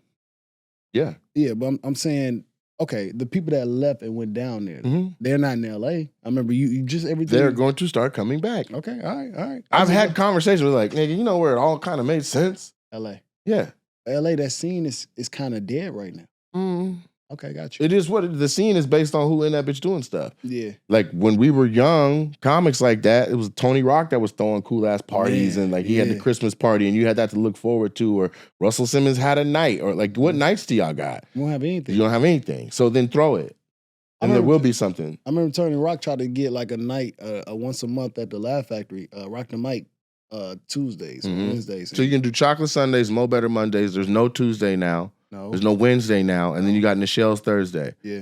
Okay, well, the reasons why Hollywood popped and made that, why it was popping for a week, is because that was people that threw that shit. People did that stuff. Tuesday nights was Guy Torry's Fat Tuesdays. It was my Super Funny Tuesdays. It was Chris Spencer's thing. It was Red Grant's thing. It was Esau's thing. There's always been something on a Tuesday night. There was Bob Sumner's thing. Tuesday nights has been a thing. And if there ain't no Tuesday night, then throw it. There's money to be made. There's a Wednesday night somewhere. No, then throw it. We used to have a Wednesday night. Where at? Wednesdays used to be the Union, big, and then you go across the street to what Cool Nuts or Comedy Nuts or whatever fuck Nuts was right across the street, and they had shows too, right across the street from the Union. Mm-hmm. The Wednesdays was big at the Union. On that corner. Yeah. Okay, got you. But if you don't see it, throw it. That's what I'm saying. Like you got to follow and you got a social media presence. If you don't see the thing you want to see, throw it. Because then later Wednesdays became Russell Simmons night at the Mann Chinese Theater with Jeru Tillman. Yeah, I heard. Who also had Tuesdays. Mm-hmm. Okay, so that's what it is. Is just throw your own. And then it exists. It's so hard to get a night though out there now in LA. Go where you want it. Yeah, I know. Yeah, a lot of comics don't like to go below the 10. You know that. Go to Hollywood and throw your show. But I'm saying Hollywood don't give you. Look, you find a place to do it, and if they need to charge you, then pay the money to get it. But you got to go to where. Let's keep our eye on the prize too, right? Like we can get people will come to where it's lit. Our people will come to where we say come to. Correct. Agreed. You drove all the way out to wherever for 8 people because somebody told you to go. Yeah, exactly. Okay, so but guess who won't? The managers, the agents. It should got to be within their vicinity to be like, yo, come to this thing. Mm-hmm. And that's why you're throwing it there. You throw it there for the exposure of it. At the end of the day, the things that are staples in comedy in Hollywood's urban space, those are people behind that. Mm-hmm. There's no club that just has a poppin' ass urban night. Yeah, that's true. Yeah. Chocolate Sundays? Laugh Factory. No.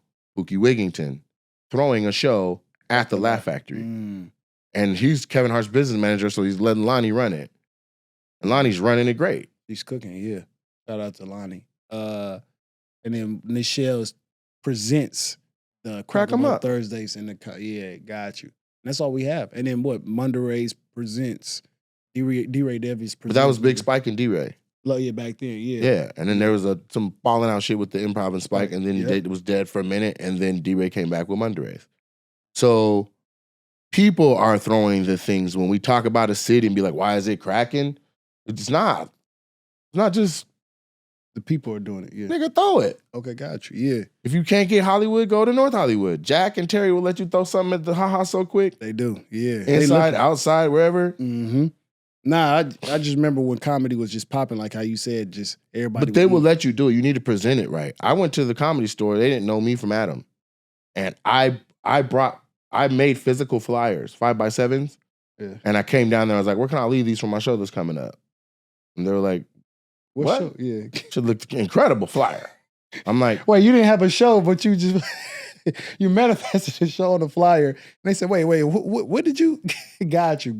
They let you do it. Somebody called me and was like, we just found a flyer for our show. We just want to make sure that we're not fucking tripping. Like we have our full calendar. And they're like, we don't want to double book nothing. And I was like, no, that doesn't exist yet. I brought it down there so you guys could tell me if you liked how my flyer would look when I had Tuesdays. They're like, come, we want to meet you. So I come down there, I get whatever deal I have Tuesdays. I literally took that same flyer once I got it made, asked people their addresses, put it in envelopes and then mailed them to people's houses with a sticky note that was like, yo, haven't seen you in a minute. Would love if you came out to my show. People were like, nigga, I ain't never opened the mail and had an invite to a comedy show. This is genius. I'll be there. You have my word. Yeah. And when I tell you everybody that got one in the mail was at that motherfucker, I'm talking about for my first show at that room, they were like, oh, they had it curtained off. Like, we're only going to need the inside area. This guy's not going to. They saw the line. They're like, open this bitch up. People were all the way back under the neons. Yeah, main room. They were all under the neons, all on both sides. And then all I had to do was host, and I was bringing up nigga the Mohicans. Yeah. Once you got a crowd like that, niggas was just showing up to the side door. Oh, the comics. Comics was like, niggas cracking in this motherfucker. I'm like, you want to go up? You want to go up? Want to go up? You didn't have a lineup. No, I had a lineup, but here comes some more niggas. I'm like, yeah, go up. Yeah, go up. Yeah, go up. And then within 5 shows, I'm like, I booked Chris Spencer. It was already star-studded. Chris showed up to my show, filled a booth with Jesse Williams from General Hospital, Nelly. Wow. Yeah, and then Derek, the brother where he throws the shows in Inglewood. Derek with the dress? No, Derek's bald head. Older, it's one of Chris's homeboys, but they throw shows at like the Miracle Theater. Yeah, he do it now. He got Elliott brothers. Elliott brothers. Yeah. Gotcha. And Derek, they're all in the booth together. And then the next booth is like the Viners, and the next booth is like some music niggas, and then in another booth is Too Short. I get Too Short to be like, nigga, if we play it, will you fuck with it? He was like, nigga, give me the mic, nigga. What's my favorite word? Too Short performs live. What? That was within 4 shows. But it's because we all live there. Everybody lives in Hollywood. It's not that crazy to have a star-studded crazy lineup when niggas is all 10 minutes from the venue. Okay. But you gotta understand, bro, you are a person that will have a fucking car, have your face on it and say, need a headliner? Here's what it is. And you're a walking advertisement before the shit. So but I never had a car that said that. My shit just said NateJacksonComedy.com. Oh, well, wait. The older car where you have the 08 Malibu? Yeah. That Nunu drives? Yeah. Yeah, it's just like 6 pictures of myself and it says NateJacksonComedy.com. And then on the back, it has a business card dispenser. Got you. Yeah. Well, it's comedy. Nate Jackson Comedy. It's a comedy vehicle. Yeah, exactly. Yeah. When I was an undergrad in college, the first year and a half in Miami, we went to South Beach and I seen Ace Hood pull up in like 3 vans. And one said Ace, the second one said Hood, and the third one said Music. And it was all wrapped. And I just remember the sliding doors opening and hell and niggas getting out. And I was like, if I ever get the bread, I'm rapping the car. With your face and your name. Yeah. That's a walk-in. I only had the money to rap. Like, I just wanted to rap the Hood. Yeah. And then just like blend into the car. So whenever you saw the Hood wrapped and all that. Mm. And when I took it to the place, they were used to rapping fleet vehicles like Comcast and all that. So they took an affinity towards doing one for just one guy. Oh. So when I showed up to get my car, I only had a little bit of money because I was rapping the Hood, nigga. They rapped the opposite. They wrapped the back 3/4 of it, left the Hood naked and wrapped the back. They added all the film strip stuff. They added 2 or 3 more pictures, the glitter, all that. They put the business card thing on the back. Shout out to Rap Jacks. But they did all that out of love. They yanked that blanket off the car. I was like, oh, shit. And they're like, yeah, we added a couple bells and whistles, man. We wanted to see you be successful. I was like, I cannot believe this.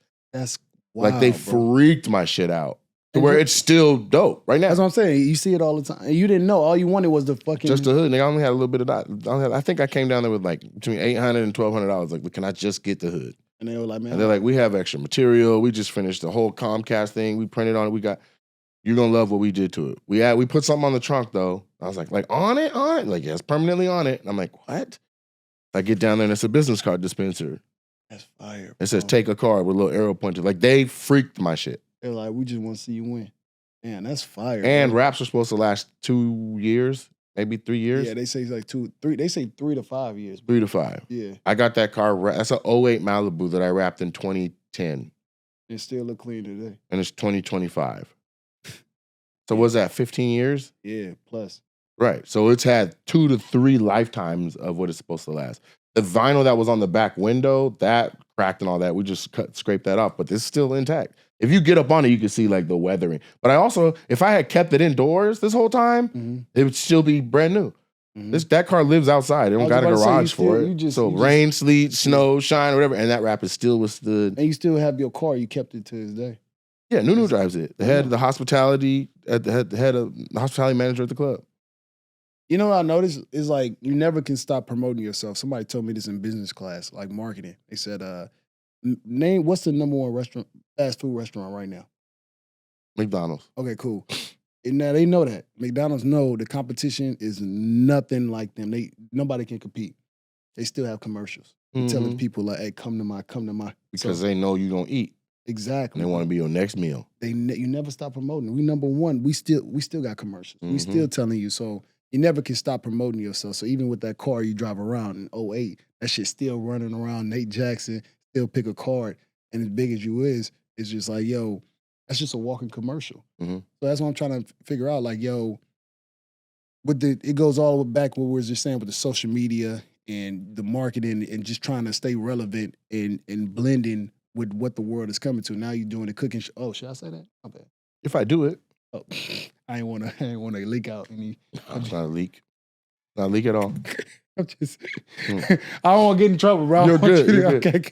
You said the cooking show or whatever, and it's long form content with the Twitch and all that. You staying relevant in that moment for a lifetime. Or however long this game can, it's tug and pull. What are you gonna get out this game and make money from it?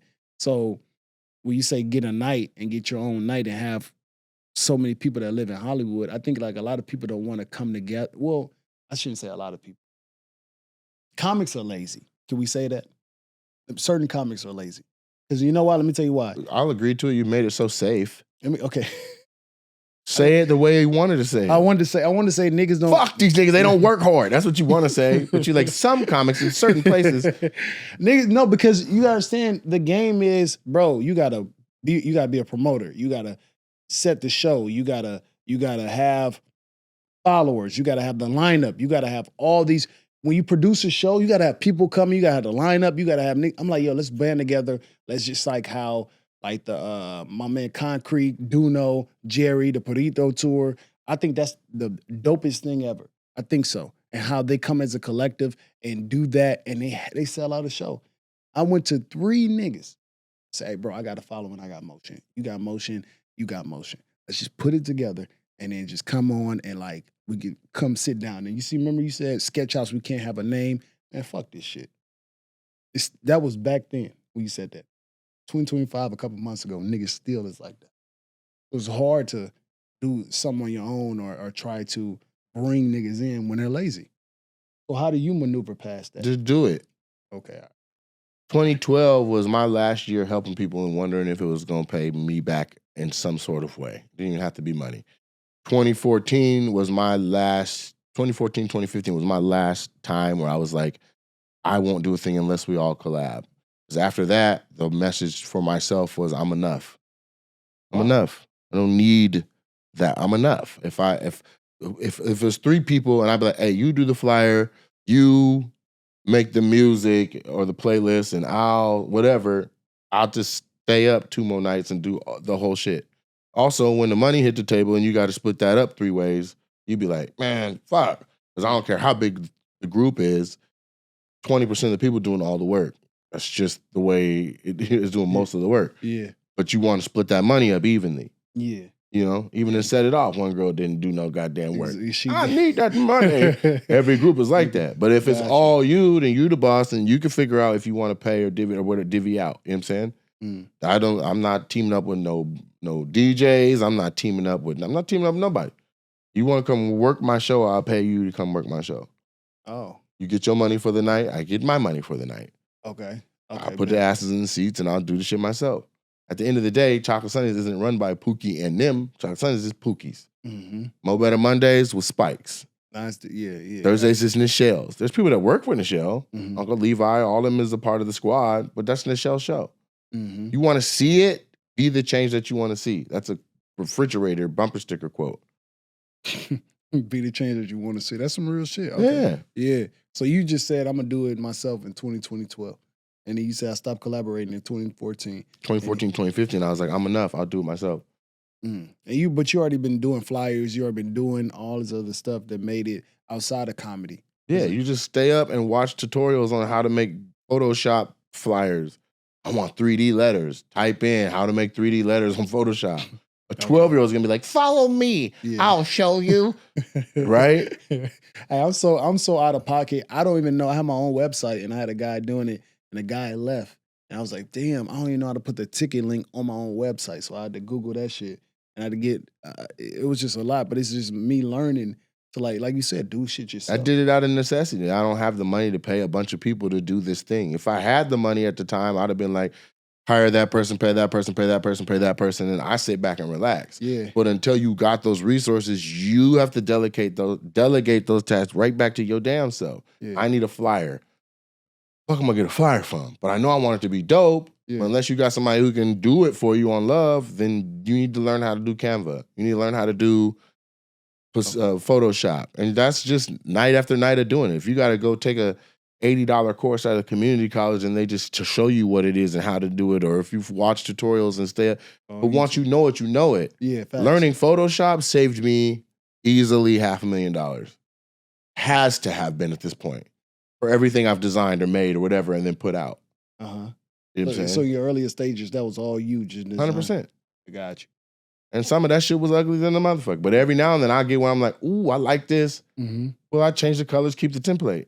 When your flyer that you came to the Comedy Store, what was that? Your first one, or you been doing it? I've been doing it. Okay, got you. But I did some dope shit. I think I can find it somewhere. But I put super funny, Nate Jackson super funny comedy show was in the middle, and it was like really cool. Where like it had like a red stroke, and then the inside of it was embossed in, and then there was a drop shadow, so it had like a lip around the outside, and then there was a red hue coming up from the bottom, like a gradient so it went from red to white. So it went red, kind of gray, white up. So super was that way, funny was that way, and comedy show was that way. And then I took pictures from Google of the main showroom stage when it was lit up with the neons. You know how it goes like that on the sides? Yeah, on the sides. And the stage. And I took a picture of that, and then I emptied out the middle and like frayed it, and then I put the name of the show in the middle, so that when you look at the flyer, it's the show name and then their main room. The main room. So you already manifested the main room, everything before you even talked to someone. Because you know that they don't even give up those main room nights at all. They do if you go down there and talk to them. But who's gone down there to talk to them? Well, they just fired it's new management. So? Yeah, I know. That person is more hungry than anybody to get a nigga. We got a Tuesday, and they want food and beverage. Yeah, that's all. And asses in seats, and they don't want it to affect their brand. That's their main thing. So if somebody can bring them that, then they aren't tripping. Whether it was me or Sarah Mello or all the names that I said, they're going to let you do it. They had a cracking night. They ain't have to do nothing. They made all that food and beverage, and then you got your little $300 budget or whatever, or you made money on the door or whatever. They ain't tripping. I surely ain't, and I got a club. If somebody come to me like, let me get a Thursday, I'm going to pack this bitch out. I'm like, yes, you are. For real. That's business, though. Yeah, I got you. Yeah, and it's all business at the end of the day. You just need to know how to go to them and say, here's what I'd like to do. And if you don't, then tell your people, hey, I want to do this. Because now it's to the point where I call my manager, like, let me get a Thursday at the he could initiate that conversation. Like, yo, this is what we're going to do. But you were your manager before all that, though. You would tell him like, yeah, hey, okay, got you. Yeah, it's fine.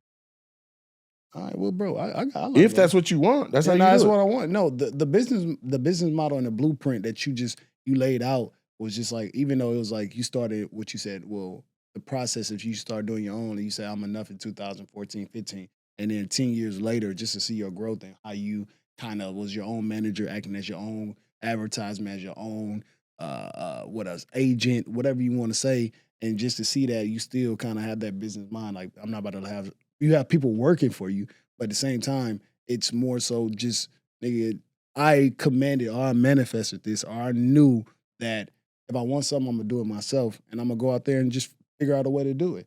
That's the model plan, and that's a great blueprint that I think each and every comic should listen to and understand that, like, yo, the industry is not waiting on you. You got to make the industry to... They're not waiting on you. By the time they are ready to embrace you, you're going to be like, how are they going to tell me now I'm somebody worth watching? Yeah, top 10. That's what you want. Yeah, that's all. Now, and when I asked you that question, you know, I mean, you gave me the proper answer earlier, but now it's like, nigga, I'm top 10 to watch. Yeah, that's why I was wondering. But if I'm giving out blueprint and games and sharing the game, because the game's to be sold, not told, whatever, and I'm like, fuck all that, I want you to know, because I understand that comedy grows from that. Yeah. I come to LA and you're like, nigga, I actually started that room. Nigga, come rock my shit. Yeah. It's all right. Yeah. Cool. Facts. No, I just got you. don't get on Breakfast Club later and call it a jersey. Yo, chill out. I ain't saying Hey man, I've been Nate Jackson. This is Malik B, aka Malik Blood, and we had a great time today. And shout out to the people that rocked with us. I want to give a shout out real quick on the way out to Zippix. Zippix is a wonderful alternative to having nicotine. You don't have to smoke cigarettes. This is toothpicks that have nicotine on them. This is a lot of flavors like cinnamon, sweet whiskey, Spice Island, mocha, peppermint watermelon. And then they also have energy ones with B12 and caffeine in them. So you can get your fix. You can also satisfy your oral fixation, and you don't have to still be smoking. And they have 2 milligrams of nicotine or 3 milligrams of nicotine. And it's a good little way to microdose and keep you from smoking that cancerous cigarette tobacco product. So go ahead and check out Zippix, and their information is at zippixtoothpicks.com. That's ZIPPIXTOOTHPICKS.com. Y'all be blessed.